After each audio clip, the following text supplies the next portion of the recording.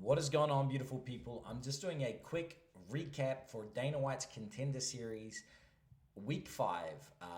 It was a banging episode. We did live stream this one, and honestly, some great results, some interesting things, a fight pull out. We're going to talk about that, all that, and more. Guys, to start things off, Week 5, we had Nicole Galari, who fought Corinne Laframboise.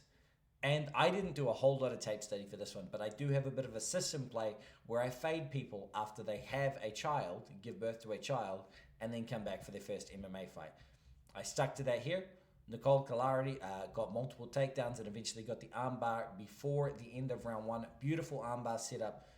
We ticked that one off. We moved on from that one. Beautiful victory there.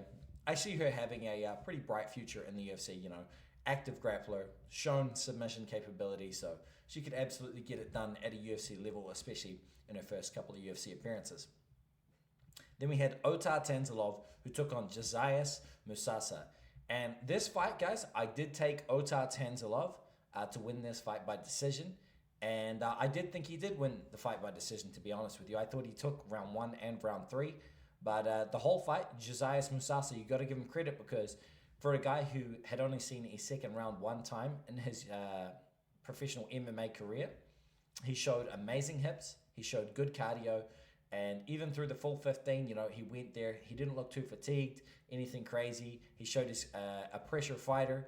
He comes forward, always looking to get it done, and so, Dana White said he thought Otar Tanzilov won, just like I did, but he was more excited in signing Josias Musasa anyway, so Musasa gets the contract as well as Nicole Galari also picking up a contract there. And then we had a fight pull out, guys. We were supposed to have a bout, and it just never took place because one opponent, I don't want to talk about the guy because truthfully, he's going to be a nobody.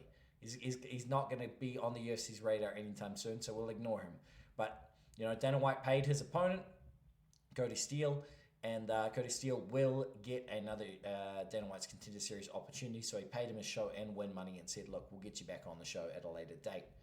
And then we had Tiger Iwasaki to fight Yusri Belgariu. And guys, this was a layup for Belgariu. This was not supposed to be a Tiger Iwasaki victory. This was supposed to be, let's find you a body with an okay record that you can destroy and we can get you into the UFC. Well, destroy is not exactly what he did. While he did ultimately find the finish, there was a string of eye pokes and honestly like a pretty lackluster performance throughout.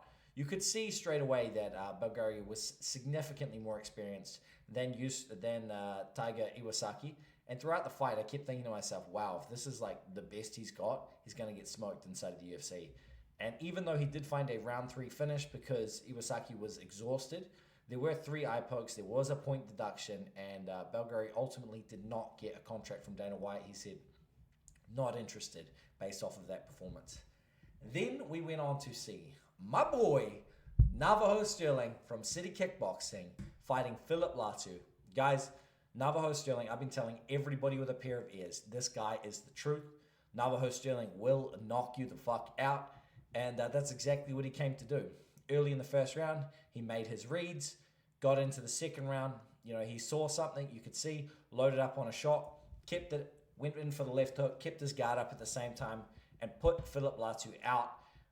Beautiful performance from Navajo Stirling. Even in the first round, he showed he was the better fighter, the more active striker, showed off his kick dexterity, and Dana White said, I like what you're about. Let's see what you can do in the UFC.